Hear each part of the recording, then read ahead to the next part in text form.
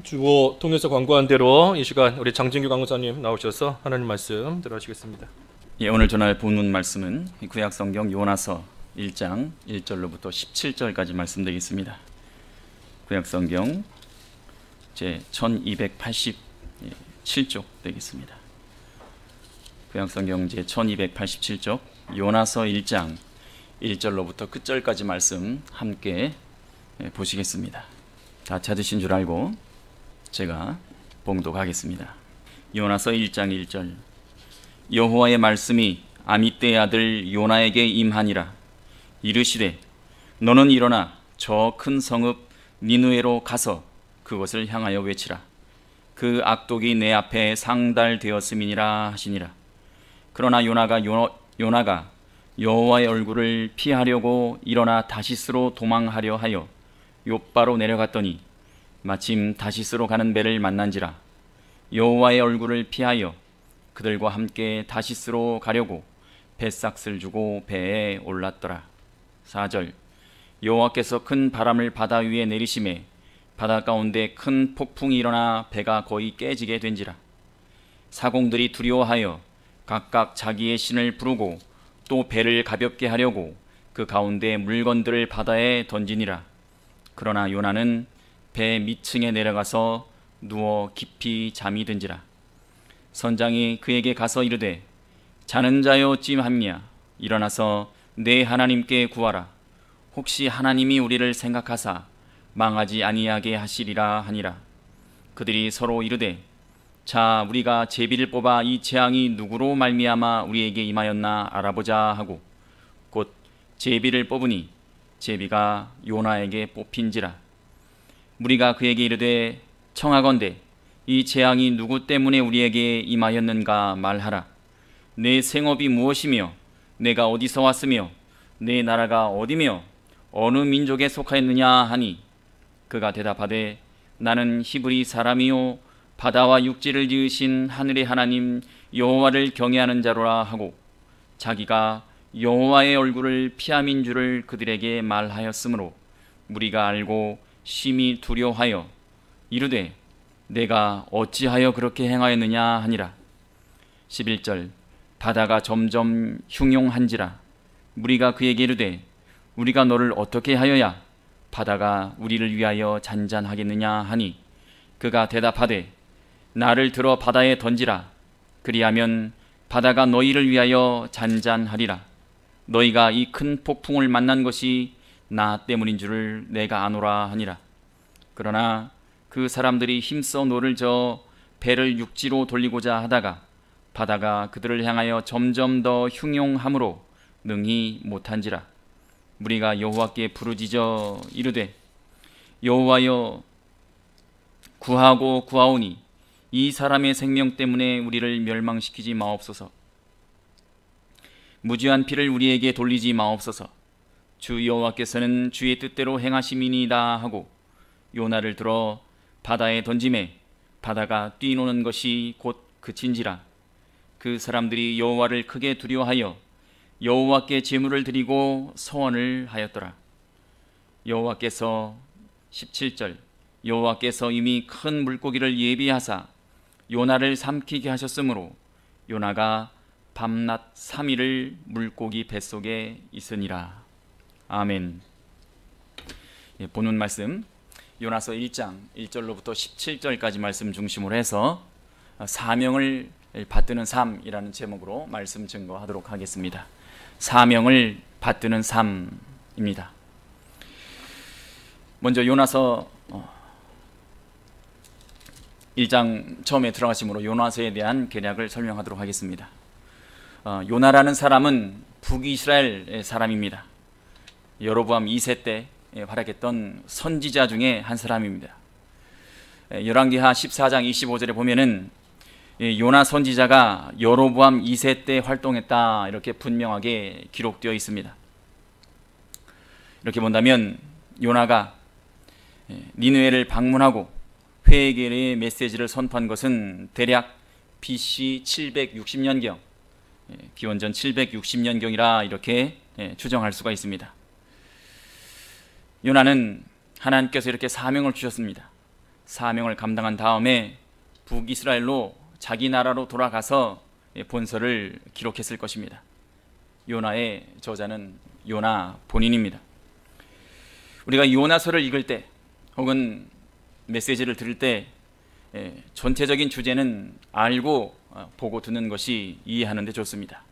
요나서의 전체 주제 첫 번째는 하나님의 주권입니다. 하나님의 주권. 그리고 두 번째는 하나님의 긍휼입니다. 요나서의 전체를 통해서 우리는 하나님의 주권과 또 하나님의 긍휼에 대해서 알 수가 있습니다. 이 하나님의 주권과 하나님의 긍휼이라는 그 관점에서 본서를 읽고 또 오늘 설교를 들으시면 이해하는 데 도움이 될 것이라 믿습니다. 제가 존경하는 인물 가운데 최춘선이라는 분이 계십니다. 최춘선 목사님이라고 보통 말씀하시는데 보통은 맨발의 전도자라 이렇게 불립니다. 맨발의 전도자. 갓빛불몰에 들어가서 그 영상을 보시면 그분이 목사님이신데 돌아가시기 전에 이런 말씀을 하고 돌아가십니다. 사명은 각자요 라고 말씀하시고 돌아가십니다. 그 영상을 보면서 저는 그 말씀이 계속 제 가슴 속에 남아있음을 느낍니다. 사명이라 하면은 보통은 하나님께서 택한 백성, 종에게 특별히 맡기신 거룩한 임무를 말합니다. 우리는 보통 미션이라고 말하는데 그 사명은 누구에게나 다 있다는 것입니다. 내용은 다를 수가 있어도 누구에게나 다 믿는 자라면, 성도라면 하나님께서 맡겨주신 사명이라는 것이 다 있다는 것입니다. 그러면 하나님께서 각 사람에게, 믿는 자들에게 사명을 주셨는데 어떻게 하면 우리가 이 사명을 잘 감당할 것인가? 본문을 통해서 사명을 받들기 위한 방법 3가지 대해서 살펴보고자 합니다. 본문 중심으로 해서 첫 번째 교훈은 하나님 중심으로 살아야 한다라는 것입니다. 하나님 중심으로 살아야 한다라는 것입니다. 제목은 사명을 받드는 삶이고 첫 번째 교훈은 그를 위해서 하나님의 중심으로 살자라는 것입니다. 오늘 본문에서 읽었듯이 어느 날 하나님이 선지자 요나를 부르십니다. 너는 일어나 저 큰 성읍 니느웨로 가서 그 성읍을 향하여 외쳐라. 그 악독이 내 앞에 상달하였음이니라 하시니라. 가서라고 말씀하십니다. 가서 전하지 않으면 들을 수 없고 듣지 못하면 믿지 못합니다. 하나님의 뜻을 전하여 회개하도록 인도하라는 것입니다. 이렇게 하나님은 당신을 알지 못하는 이방 민족, 이 니느웨 백성들에게도 가서 전해서 그들의 죄악을 멈추고 또 하나님 알기를 원하신다는 것입니다. 오늘날 우리는 이것을 보통 선교라고 합니다. 하나님은 하나님의 일을 하실 때 요나를 부르셨듯이, 모세를 부르셨듯이, 또 아브라함을 부르셨듯이, 요셉을 부르셨듯이 누군가를 부르십니다. 사람을 부르시고 또 그 사람을 통해서 하나님의 일을 하시기를 원하십니다. 그 당시 르호보암 2세 때는 여로보암 2세 때는 요나를 불렀습니다. 요나를 부르셔서 하나님의 사명을 맡기셨습니다. 이렇게 가서 전하라. 선교의 사명을 요나에게 내리셨을 때 요나가 네 알겠습니다. 제가 가겠습니다 라고 대답했으면 좋았을 뻔했는데 오늘은 하나님 명령을 대놓고 거부하는 선지자 요나에 대한 얘기입니다. 옛날에도 이렇게 형편없는 종이 있었던 모양입니다. 니느웨로 가라고 했더니 어디로 가느냐 했더니 3절 보시면 요나가 여호와 얼굴을 피하여 일어나 다시스로 도망하려 하여 욥바로 내려갔다 이렇게 기록되어 있습니다. 다시스는 어디인가? 바로 유다 지방에서 니느웨 지방과 정반대되는 서쪽으로 3,000km 떨어져 있는 스페인의 한 도시라고 합니다. 오늘날로 말씀드리면 중국에 가서 선교하고 오너라 했더니 정반대 미국으로 갔다는 얘기입니다.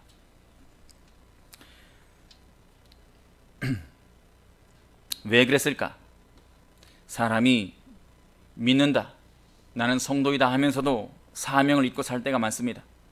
하나님의 명령을 거부하고 살 때가 참 많은데, 여러 가지 이유가 있을 수 있지만, 그러나 사람이 하나님의 명령을 듣지 않고 무시하고 거부할 때는 다 똑같은 근본적인 이유가 그 속에 있음을 우리는 알아야 합니다. 우리가 요나를 하나님의 명령을 거부한 선지자, 참 불순종한 못난 못된 종, 이렇게 말할 수는 있지만 사실 요나와 같은 심정이 우리 마음속에도 있음을 우리는 알아야 합니다. 성도라 불리우는 우리 마음속에도 들키지는 않았지만 똑같은 부패성이 있고 똑같은 이유로 인해서 하나님의 명령을 거부할 때가 있다는 것입니다. 하나님의 명령을 거부하는 이유, 첫 번째는 자기중심주의 때문이라는 것입니다. 자기중심주의. 이 세상은 나를 위해서 있는 것이고, 나는 나를 위해서 사는 것이고, 이렇게 내가 내 인생의 중심이 있을 때 우리는 하나님의 부르심을 들어도 따를 수가 없다는 것입니다. 요나는 하나님의 명령을 들었을 때 생각했을 것입니다. 누구나 다 하나님의 명령에 들었을 때 성경을 보고도 말씀을 들어도 자기 멋대로 판단합니다. 마찬가지로 요나도 생각했을 것입니다. 만일 니느웨로 가서 전도했을 때 여러 가지 사건 전개를 상상했을 것입니다. 가서 전도했을 때 그 니느웨 사람들이 전도를 듣고 회개해서 죄를 돌이키고 하나님께 돌아오면 은혜로우시고 자비로우신 하나님이시기 때문에 하나님은 그들에게 재앙을 내리지 않을 것이고, 그렇게 되면은 너희 성이 곧 망할 것이다 라고 외친 이 요나가 거짓말한 것이 되기 때문에 일이 잘 되더라도, 하나님 뜻대로 일이 잘 되더라도 결국은 자기가 한 거짓말 때문에 자기 신변이 위험해질 수가 있다, 이렇게 생각했을 것입니다. 하나님 말씀대로 명령대로 잘 순종해서 하나님 뜻대로 일이 잘 진행되어도 결국은 내가 득볼 것이 하나도 없다라고 생각했을 것이란 것입니다. 요나는 이렇게 하나님의 일이 잘 되는 것보다도 먼저 내 몸의 안전을 우선시했다는 것입니다. 자기가 손해 안 보고 자기 체면 세우는 게 우선이었다는 것입니다. 이것은 하나님 중심이 아니라 바로 내 중심이라는 것입니다. 옛날에 내 인생은 나의 것이라는 노래가 있었는데, 불신 세상에서 믿지 않는 사람들의 주된 사상이 바로 내 인생은 나의 것, 바로 자기 중심이라는 것입니다. 그러나 예수님께서 말씀하셨습니다. 또 자기 십자가를 지고 나를 좇지 않는 자도 내게 합당치 아니하니라 라고 말씀하셨습니다. 예수님을 믿고 따라가려면, 사명의 길을 가려면 가까운 가족들, 때로는 친구와 사이로부터도 외면받을 수밖에 없습니다. 반대와 비방과 핍박을 받는 것은 오히려 우리가 당연하게 여겨야 한다는 것입니다. 이방 민족에게, 하나님을 모르는 백성들에게 하나님을 전한다는 것은 더 큰 위험을 감수하는 것이 당연한 것입니다. 이렇게 내 인생을 버리고 하나님을 중심으로 하나님을 위해서 사는 것이 바로 사명의 길이고 바로 십자가의 길이라는 것입니다. 예수님께서 이렇게 살다 가셨습니다. 예수님이 십자가에 달리셨다가 다시 내려오셔서 성공적으로 사람들이 보시기에 세상의 왕이 되고 잘 사셨다면 우리는 구원받지 못했을 것입니다. 십자가에서 돌아가셨기 때문에 사명을 완수하실 수가 있었던 것입니다. 십자가 위에 달려서 죽는 길, 그것이 바로 사명의 길이고 십자가의 길이라는 것입니다. 우리는 예수님처럼 십자가를 지는 길이 바로 가서 전하는 길임을 알아야 한다는 것입니다. 이렇게 참고 끝까지 견디면서 주님을 따라가는 것, 그 사람이 바로 예수님께 합당한 자가 되는 것입니다. 자기 십자가를 지고 나를 좇지 않는 자도 내게 합당치 아니하니라 예수님께서 분명히 말씀하셨습니다. 또 사람이 하나님 말씀을 따르지 않는 두 번째 이유, 첫째는 자기 중심 때문에 따르지 않는 것이고, 두 번째는 육심 중심이 있기 때문이라는 것입니다. 육신 중심으로 살기 때문이라는 것입니다. 이 목사님께서 말씀하신 내용인데, 만약에 요나가 니느웨에 가서 말씀을, 하나님의 경고를 전했다면 심하게는 죽임 당할 수가 있었다는 것입니다. 하나님을 모르는 완전한 이방 세계, 또 이스라엘의 적국에 가서, 또 그것도 그 나라의 심장인 수도에 가서, 니느웨에 가서 그 나라가 멸망할 것을 전했다면은 보통 사람 입장에서는 참 어이없는 일이고 참 죽여 마땅한 일입니다. 최소한 잡혀서 감옥에 갇히거나 했을 것입니다. 그래서 요나는 하나님 명령을 따르는데 주저했고, 결국은 자기 나름대로 이런 생각 저런 생각 하다가 결국은 도망하게 되었던 것입니다. 오늘날에도 우리가 하나님을 모르는 공산국가 혹은 이슬람 국가에 가서 40일 후에 너희들이 하나님을 믿지 않으면, 회개하지 않으면, 복음을 받아들이지 않으면 40일 후에 너희 나라가 망한다, 만약에 이렇게 말했다 친다면은 참으로 그 나라 사람들이 가만히 있지 않을 것입니다. 이렇게 요나에게는 죽을 것 같은 두려움이 있었기 때문에, 육신 중심으로 살았기 때문에, 이 자기 목숨이 우상이 되었기 때문에 두려워할 수밖에 없었고 결국 도망하게 되었다는 것입니다. 그러나 예수님께서는 말씀하시기를 자기 목숨을 얻는 자는 잃을 것이요 나를 위하여 자기 목숨을 잃는 자는 얻으리라 라고 말씀하셨습니다.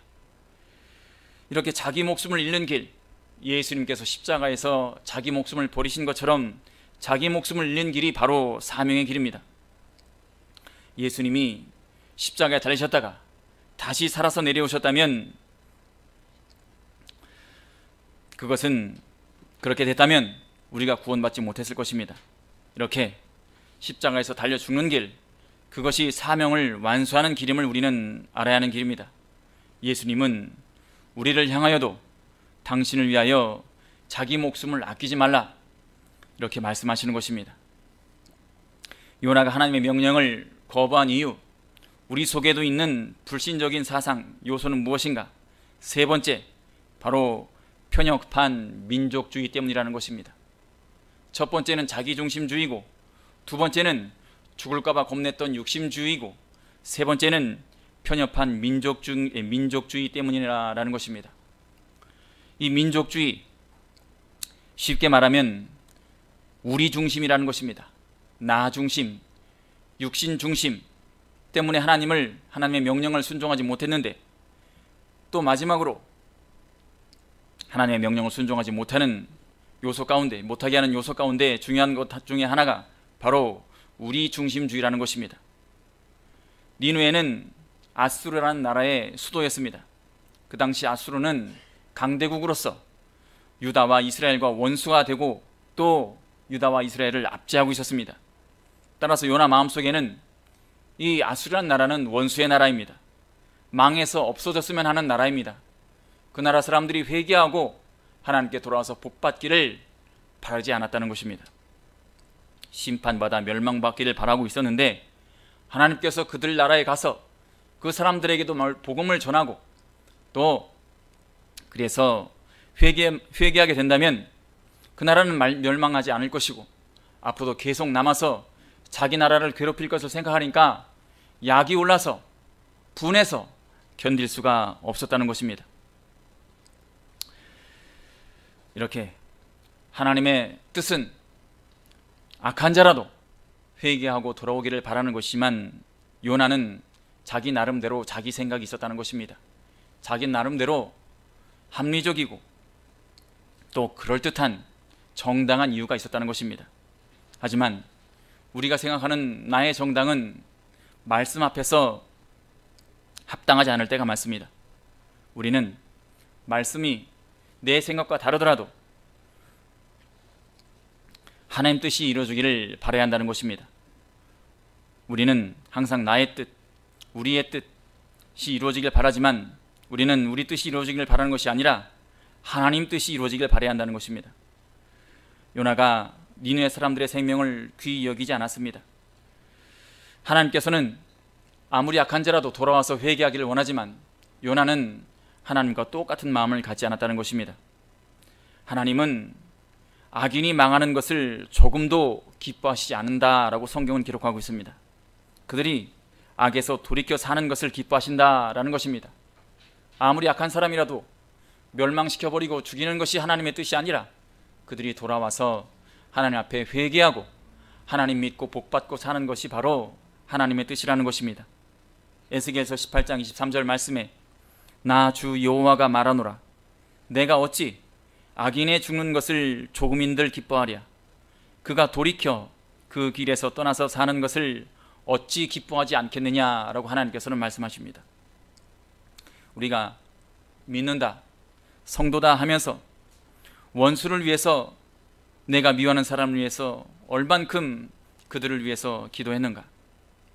우리 마음 가운데는 아직까지도 나의 원수니까, 우리나라의 원수니까 망해 없어져 버렸으면 좋겠다라는 마음이 우리 가운데 있음을 부정할 수가 없습니다. 나쁜 놈이니까 천벌을 받아서 없어졌으면 좋겠다. 차라리 지진이 나서 바닷속으로 푹 꺼졌으면 좋겠다. 믿지 않는 사람들과 똑같은 생각으로 살 때가 있다는 것입니다. 그러나 다시 말씀드리지만 하나님께서는 악인이라도 망하는 것이 아니라 하나님께 돌아와서 회개하고 하나님 믿고 복받기를 바라시는 분이십니다. 이렇게 오늘날 우리에게도 요나에게도 똑같은 하나님 명령을 순종할 수 없는 나름대로 자기 나름대로 합당한 이유가 있다는 것입니다. 하지만 그것은 어디까지나 불순종하게 되는 계기가 된다는 것입니다. 내 나름대로 합당하고 내 나름대로 정당한 것은 말씀 앞에서 깨어져야 한다는 것입니다. 우리는 요나와 똑같이 나 중심, 육신 중심, 우리 중심, 편협한 민족주의를 말씀 앞에서 얼마든지 깨뜨려 버려야 한다는 것입니다. 하나님 말씀만 이루어진다면 우리는 우리 육신은 아무리 낮아지고 멸시 천대를 받고 무시를 당한다 해도 하나님 뜻만 이루어진다고 하면 감사하고 만족하는 삶, 그것이 바로 하나님께서 우리에게 바라는 삶이라는 사실 우리는 잊어서는 안 되는 것입니다. 하나님 뜻만 이루어진다고 한다면 그것이 감사하고 또 만족인 것입니다. 이것이 사명을 감당하는 첫 자세, 바로 하나님 중심주의로 살자라는 것입니다. 하나님 중심주의로 살자.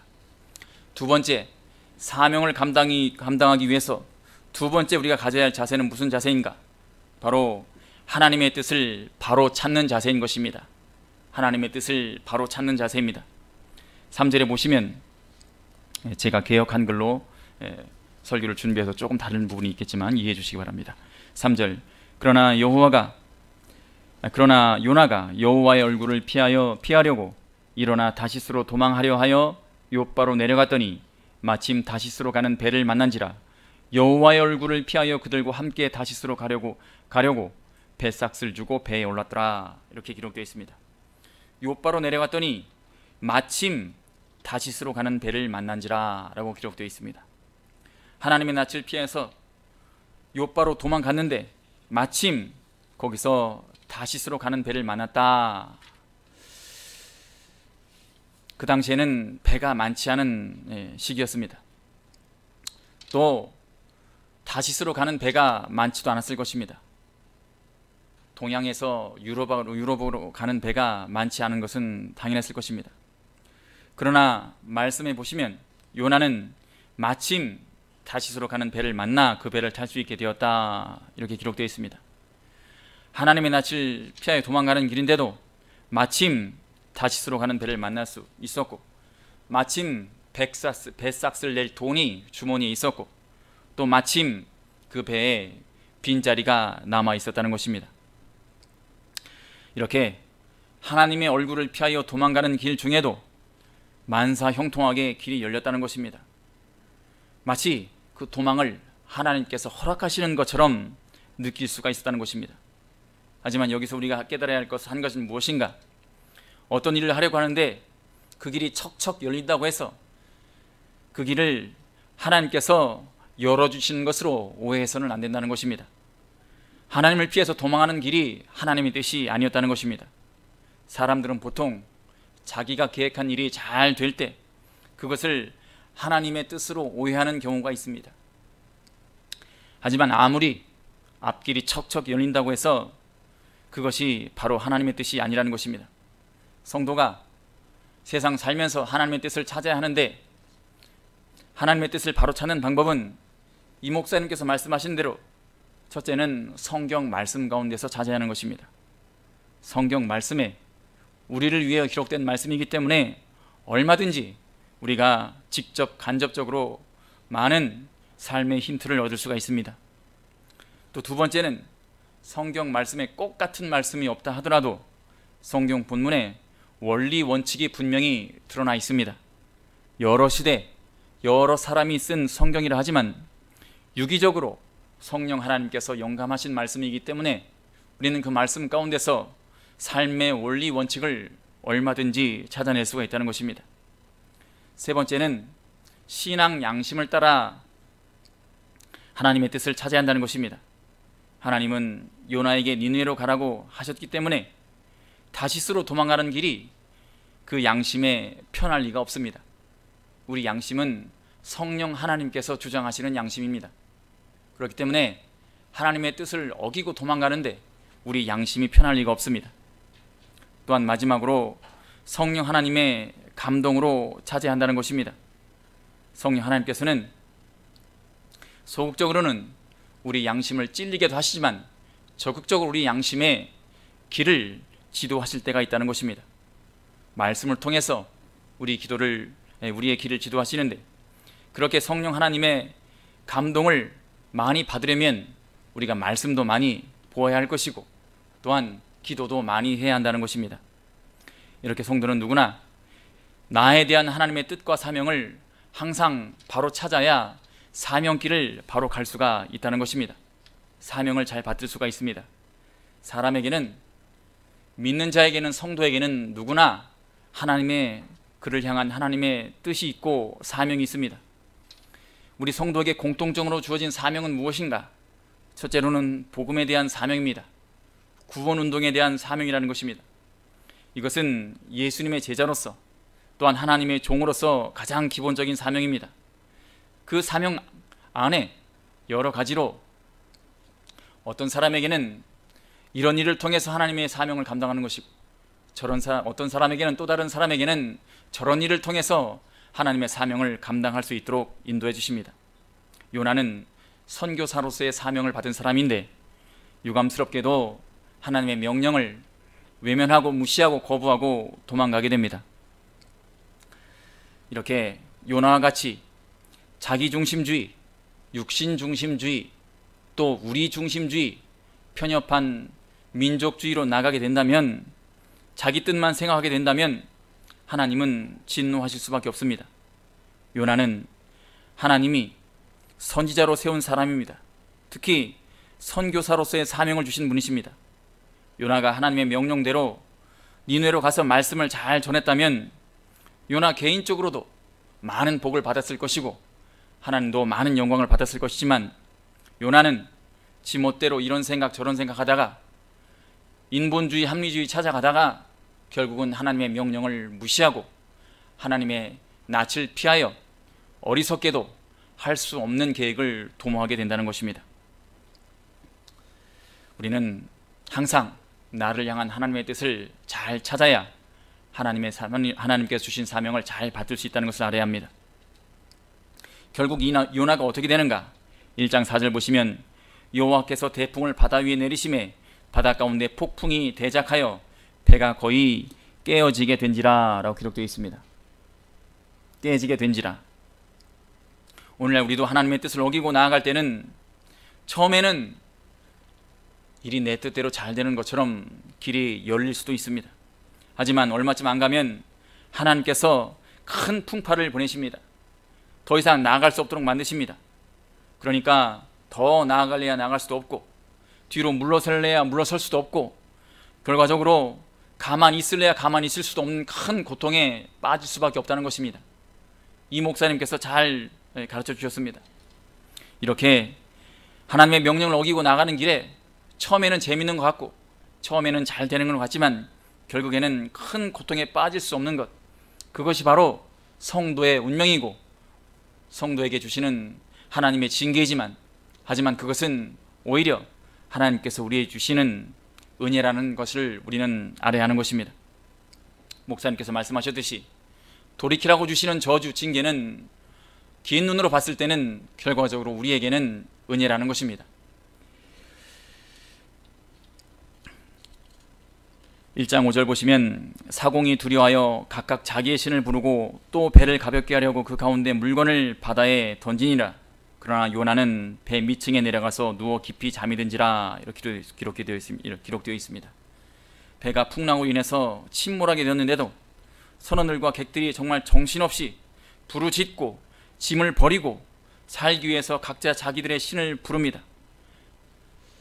이렇게 살기 위해서 발버둥을 치는데 참으로 불쌍타하지 않을 수가 없는데 문제는 각자 자기 신에게 부르짖었다는 것입니다. 이렇게 세상 가운데는 열심히 발버둥 치면서 죽기 살기로 노력하며 살지만 하나님을 모르고 자기 신에게 부르짖을 수밖에 없는 사람들이 참으로 많다는 것입니다. 그 사람들을 위해서 우리가 부름받았고 또 그 사람들에게 보내짐을 받았습니다. 마찬가지로 요나도 그런 사람들에게 보냄을 받았다는 것입니다. 근데 요나는 이때 무엇하고 있는가? 배 맨 밑층에 내려가서 잠을 자고 있었다는 것입니다. 하나님의 명령을 적극적으로 거부합니다. 당연히 마음이 편할 리가 없었을 것입니다. 그 불편한 마음을 달래기 위해서 억지로 잠을 청합니다. 참으로 성경 중에 여러 선지자가 나오는데 요나처럼 한심한 선지자도 있습니다. 그럼 왜 하나님은 그 많은 선지자 중에 하필이면 요나를 불러가지고 이렇게 애를 먹으시는가? 하나님은 돌을 통해서라도 하나님의 일을 하실 수가 있는 분이십니다. 하나님은 전능하신 하나님이십니다. 하나님께서 이 아수르의 니누에라는 곳만 생각했다면 요나를 부르시지 않으셨을 것입니다. 하지만 하나님께서는 많은 선지자 중에 부족한 선지자 요나를 택하셨고 일부러 그를 보내십니다. 하나님의 부르심에도 안 가고 도망가면 그 사람만 벌 주고 얼른 다른 사람 보내는, 그게 나을 것 같은 것이 사람의 생각이지만 하나님의 생각은 달랐던 것입니다. 하나님께서는 어떻게 하든지 간에 요나 한 사람 제대로 만들어 보시려고 시련을 통해서라도 요나 제대로 한번 키워 보시려고 요나를 일부러 보내십니다. 요나를 택하셔서 보내셨다는 것입니다. 하나님의 관심은 이렇게 택한 백성, 자기 종에게 관심이 있다는 것입니다. 부족하더라도 하나님께서는 그 사람이 시련을 통해서라도 바로 성장하고 하나님께 돌아오고 회개하고 영적으로 성장하기를 바라신다는 것입니다. 나 같은 거 하나 하나님께서 관심이나 두겠는가? 그냥 이렇게 대충 믿고 살다가 천국 가면 그만이지. 그것이 우리 마음 가운데 있는 불신 가운데 하나인 것입니다.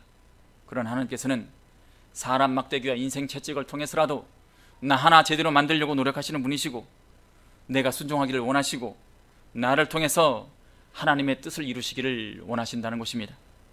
그러니 오늘 우리 가운데 들려주시는 하나님의 음성을 우리가 외면해서는 안 된다는 것입니다. 우리가 요나와 같이 배 맨 밑에 내려가서 잠을 자는 것, 그런 성도가 되어서는 안 된다는 것입니다. 눈을 감고 있는다고 해서 하나님께서 나를 잊으시고 나를 버려두시는 것이 아니라는 것입니다. 하나님의 사랑은 만약 내가 하나님을 외면하고 하나님의 뜻을 따르지 않는다고 해도 징계를 통해서라도, 벌을 통해서라도 하나님께 결국은 돌아오도록 만드시는 하나님이라는 사실입니다. 매를 치시더라도 그 매를 맞고 죽기를 바라시는 것이 아니라 그 매를 통해서 하나님께 돌아오기를 바라는 것이 바로 하나님의 크신 사랑이라는 것입니다. 요나가 배 맨 밑에 내려서 잠을 자는데 이것은 스스로 만든 가짜 평안입니다. 잊고 산다고 해서 세상 일이 저절로 해결되지 않습니다. 얼른 하나님 앞에 내려가서 회개하고 하나님의 뜻을 따르려고 하나님 말씀에 귀를 기울이는 우리가 되어야 한다는 것입니다. 우리가 만든 가짜 평안은 결국은 큰 화로 우리에게 돌아온다는 것입니다. 마지막으로 하나님의 사명을 받드는 데 있어서 우리가 따라야 할 중요한 요소는 하나님의 크신 긍휼을 의지해야 한다는 것입니다. 하나님의 크신 긍휼을 의지한다는 것입니다. 뱃사람들이 요나에게 묻습니다. 너는 누구냐? 어찌하여 우리가 이런 일을 당하였느냐?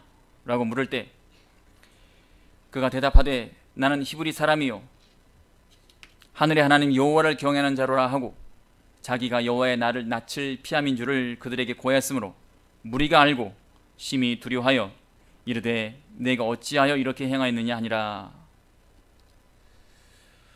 하나님께서는 전지전능하신 하나님이십니다. 요나가 아무리 하나님의 낯을 피하려고 이스라엘 땅과 멀리 떨어진 곳으로 가서 배를 타고 바다 한가운데에 머물렀더라도 세상을 창조하신 하나님께서는 요나가 어디인 줄 아시고 또 아무리 깊은 배 맨 밑층에 내려가 있더라도 하나님의 눈을 피할 수는 없다는 것입니다. 또한 하나님께서는 이렇게 전지하신 하나님뿐만 아니라 또 파도를 보내셔서 배를 흔드시고 요나를 깨우시는 분이십니다. 하필이면 제비를 뽑았는데 요나에게 당합니다. 그 모든 것이 하나님의 주권적인 섭리인 것입니다. 결국은 요나도 더 이상 피할 수가 없습니다. 그래서 모든 사실을 숨기지 않고 솔직하게 다 고백할 수밖에 없었다는 것입니다. 결국 이렇게 죄를 회개하는 길에 이르게 됩니다. 나를 바다에 던지라 라고 얘기합니다. 이 재앙이 누구 때문에 우리에게 임하였는가 말하라. 내 생업이 무엇이며 내가 어디 왔으며 내 나라가 어디며 어느 민족에게 속하였느냐 라고 8절에 기록되었습니다. 그랬더니 요나가 자의반 타의반 나는 히브리 사람이요 바다와 육지를 지으신 하나님 하늘의 하나님 여호와를 경외하는 자라. 이 말을 하는 가운데도 요나는 역시 내가 하나님의 낯을 피할 수가 없구나, 하나님은 전능하신 하나님이시구나 라는 사실을 깨달을 수밖에 없었을 것입니다. 그는 결국 12절에 나를 들어 바다에 던지라 그리하면 바다가 너희를 위하여 잔잔하리라 이렇게 고백하기에 이릅니다. 죄를 회개하면 참으로 창피하고 망신만 당할 것 같지만 이 목사님께서 말씀하신 대로 우리가 죄를 회개할 때 하나님의 영광이 우리를 통해서 온전히 드러나게 됩니다. 낮아지지 않으려고 죄를 가리고 숨기면 일시적으로 망신은 면할 수 있을지 모르겠지만 그러나 하나님의 영광이 가려지고 우리의 심령이 점점 죄악 가운데 빠지고 하나님으로부터 멀어질 수밖에 없다는 것입니다. 결국은 하나님께서 치시겠지만 하나님께서 치시기 전에 우리가 먼저 하나님께 돌아오면은 그만큼 우리에게 득입니다. 부끄럽다고 해서 회개하지 않으면 더 부끄러운 결과가 우리에게 올 것입니다. 더 큰 하나님의 심판이 우리에게 임할 것입니다. 그러니 우리는 하나님께서 치시기 전에 자복하고 회개하는 것이 가장 상책인 줄 알아야 합니다. 잠언 28장 13절에 자기의 죄를 숨기는 자는 형통하지 못하나 죄를 자복하고 버리는 자는 불쌍히 여김을 받으리라 라고 기록되어 있습니다. 불쌍히 여김을 받으리라. 우리가 이렇게 참으로 남에게 말하지 못하는 죄가 있다 하더라도 하나님께만은 늘 자복하고 회개하도록 죽도록 노력하는 그 죄와 피 흘려 싸우려 노력하는 우리가 되어야 할 것입니다. 말씀을 정리하고자 합니다. 1장에서 말씀을 정리하겠습니다. 17절에 여호와께서 이미 큰 물고기를 예비하사 요나를 삼키게 하셨으므로 요나가 3일 3야를 물고기 배에 있으니라. 결국 하나님의 명령을 거부한 요나는 하나님의 낯을 피하지도 못하고 하나님의 손길을 피하지도 못하고 바다 가운데, 차가운 바다 가운데 던져지고, 거기서 끝난 것이 아니라 큰 물고기 뱃속에 큰 물고기에게 잡혀 먹히고 마는 신세가 되고 맙니다. 우리가 믿는다 하면서도, 성도를 하면서도, 또 예수님의 제자를 하면서도, 하나님의 종이라 하면서도 하나님과 또 하나님께서 우리에게 주신 사명은 생각하지도 않고 내 생각, 내 식구 생각, 내 나라 생각만 하고 있을 때, 살고 싶은 대로 살 때, 우리는 이렇게 하나님께 주신 큰 고난을 당할 수밖에 없다는 것입니다.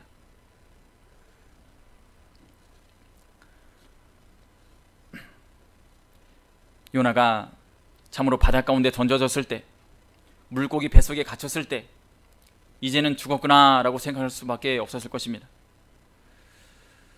어떠한 커다란 괴물이 자기를 삼켰을 때 아마 이제는 살아서 돌아가지 못하겠구나, 이런 생각을 했을 것입니다. 하나님은 하나님의 명령을 끝까지 외면하고 가면 갈수록 더 큰 고난을, 더 큰 인생 막대기와 사람의 막대기와 인생 채찍을 우리에게 내리십니다. 개인에게도 사람에게도 똑같습니다. 하나님은 오늘도 우리 삶 가운데서 하나님의 뜻에 순종치 않고 외면하는 자들에게, 회개하지 않고 불순종의 길을 가는 자들에게 이렇게 요나와 같이 차가운 바다에 던지기도 하시고 또 물고기에게 잡아먹히기도 하시는 커다란 고통을 우리에게 보내십니다. 하나님의 명령을 듣고도 내가 안 가면 다른 사람 보내시겠지 하고 버티면 버틸수록 우리의 시련의 세월은 길어질 뿐입니다. 하나님은 택한 백성에게 이러한 고통을 내리십니다. 하지만 우리가 알아야 할 것은 하나님은 긍휼의 하나님이라는 것입니다. 불쌍히 여기시는 하나님이시라는 것입니다. 차가운 바다에 요나를 던지고 물고기에게 잡아먹히게 하는 것은 요나에게 벌을 주시고 요나를 죽이려는 뜻이 아님을 우리는 알아야 하는 것입니다. 차가운 바다에 요나를 던지셨지만 물고기를 통해서 통째로 삼키게 하셨습니다. 그렇게 한번 물고기 뱃속에 들어가면은 기도밖에는, 회개의 기도밖에는 다른 것은 할 수가 없습니다. 불순종의 길로 나아가려 해도 더 이상 나아갈 수도 없다는 것입니다. 그 물고기가 뱉어낼 때까지는 안에서는 나올 수 없는 그런 연단의 시간이고 시련의 시간입니다. 마음대로 죽지도 못합니다. 하지만 그 모든 것이 하나님의 사랑이고 다시 한번 기회를 주시려는 하나님의 긍휼임을 우리가 알아야 한다는 것입니다. 물고기 뱃속에 들어왔으니까 다른 물고기에게 찢기는 일은 없을 것입니다. 또 바닷물이 차서 저체온증으로 죽을 일도 없을 것입니다. 이것이 모두가 다 하나님의 주권을 나타내는 것이고 세상 모든 만물을 주장하시는 주권을 나타내는 것이고 하나님의 지혜이고 또 하나님의 긍휼이라는 것입니다. 다시 한번 기회를 주시고 다시 한번 사명을 맡기시려는 하나님의 크신 사랑이라는 것입니다. 우리는 하나님의 사명을 받드는 가운데 첫째는 하나님 중심으로 살아야 할 것이고 둘째는 영 중심으로 살아야 할 것입니다. 하나님께서는 나를 사랑한 만큼 다른 영혼도 구원받기를 원하십니다. 또한 셋째는 우리가 본문을 통해서 깨달을 수 있는 것은 우리가 하나님의 사명을 받들 때 하나님의 크신 긍휼을 잊어서는 안 된다는 것입니다. 바다에 던지는 것과도 같은, 물고기에 잡아먹히는 것 같은 큰 시련을 우리에게 허락하시지만 그 모든 것이 회개하고 돌이키시기 위한 하나님의 크신 지혜이고 긍휼이고 은혜라는 사실, 우리가 잊어서는 안 된다는 것입니다. 때로는 우리도 삶을 살아갈 때 마치 차가운 바다 가운데 던지는 것과도 같은, 커다란 물고기 뱃속에 갇히는 것 같은, 앞이 캄캄할 때 사방이 막혀있는 것 같은 큰 고통을 당할 때가 있습니다. 너무나도 견디기 힘들어서 앞으로 나아갈 수도 없고 그만두지도 못하고 가만히 있지도 못할 것 같은 커다란 고통을 당할 때가 있다는 것입니다. 하지만 그런 물고기 뱃속에 갇혀 있는 것 같은 큰 고통을 당할 때 우리가 할 수 있는 것은 요나처럼 회개의 기도라는 것입니다. 그 속에서는 회개밖에 할 수가 없는 것입니다. 기도밖에는 할 수 있는 것이 없습니다. 우리도 마찬가지 요나처럼 그렇게 커다란 고통을 당했을 때는 회개하고 또 기도해야 한다는 것입니다. 괴롭지만, 그 당시는 너무나 괴롭지만 회개하는 자에게 하나님께서는 생명을 다시 살려주시고 살 길을 열어주시고 또 사명을 감당할 수 있도록 허락해 주신다는 것입니다. 우리가 이렇게 하나님의 크신 사랑을 알 수가 있다는 것입니다. 요나에게 당한 일도 결국은 커다란 고통이지만 그것조차도 하나님의 은혜이고 또 하나님의 크신 긍휼이었음을 우리가 깨달을 수가 있습니다. 말씀을 정리하겠습니다. 1장에서 우리는 하나님의 크신 능력, 자연 모든 만물까지도 주관하시는 하나님의 크신 능력, 주권을 알 수가 있습니다. 사람을 부르시고 사명을 맡기시지만 하지만 일은 하나님이 해나가십니다. 하나님이 주도적으로 일하십니다. 우리는 그냥 시키는 대로 가서 시키는 대로 말만 하면 됩니다. 사람의 입을 통해서 선포하게 하시지만 만물을 주관하시고 자연을 부리시고 또 도울 사람을 보내시는 분은 하나님이십니다. 우리가 이런 하나님을 모르기 때문에 늘 두려워하고 걱정이 앞서는 것입니다. 그러나 나만도 못한 하나님이 아니십니다. 사람의 이성을 초월해서 늘 우리와 함께 하시고 우리를 도우시는 분이 바로 하나님이라는 사실, 우리가 잊어서는 안 되는 것입니다. 우리가 그 사실을 기억할 때 우리의 사명을 감당할 수 있는 것입니다. 한 가지 더 알아야 하는 것은 하나님은 사람이 잘못했을 때 독하게 벌 내리시고 저주하시고 징계만 하시는 분이 아니라는 사실입니다. 그 벌도 저주도 징계도 하나님의 은혜이지만, 돌이키기 위한 하나님의 은혜이지만 하나님은 긍휼의 하나님이십니다. 불쌍히 여기시는 하나님이십니다. 우리가 하나님을 버리고 외면하는 큰 죄를 범했더라도 커다란 시련을 내리시지만 그 시련도 지나고 나서 보면은 큰 은혜였다는 사실을 알 수가 있습니다. 만약에 요나가 차가운 바닷물 속에 던지지 않았다면 계속 죄를 지었을 것이고, 물고기에게 잡아먹히지 않았다면, 커다란 물고기 뱃속에 갇히지 않았다면 상어와도 같은 사람의 몸을 찢는 물고기에게 잡아먹혔을 수도 있을 것이고, 차가운 바닷물 속에 떠서 질식했을 것입니다. 그러나 하나님께서는 사람이 상상할 수 없는 방법으로 커다란 물고기를 보내셔서 요나를 통째로 삼키게 하셔서 그 속에서 3일간을 살게 하십니다. 요나는 물고기 뱃속에서 회개하고 바로 섰고 하나님의 주권과 하나님의 긍휼하심을 바로 깨달을 수가 있었다는 것입니다. 요나는 물고기 뱃속에서 신학교와도 같은 좋은 배움을 얻었다는 것입니다. 우리도 살다 보면 하나님께서 바다에 던지시기도 하시고 또 뭔가에 잡아먹힌 것처럼 괴로울 때가 있습니다. 사방이 다 막혀있는 암흑과 가도 같은 처지에 놓일 때가 있는데, 그때일수록 우리는 오히려 하늘에 계신 하나님, 아니 계신 곳이 없는 하나님, 지금도 나를 보고 계신 그 하나님께 기도하고 회개하는 자세로 나아가야 한다는 것입니다. 이렇게 늘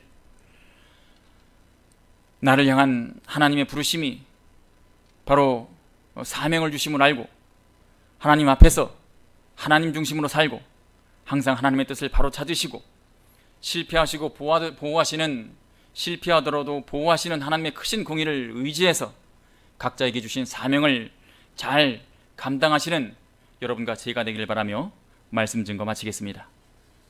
말씀 묵상하시면서 잠시 기도하겠습니다.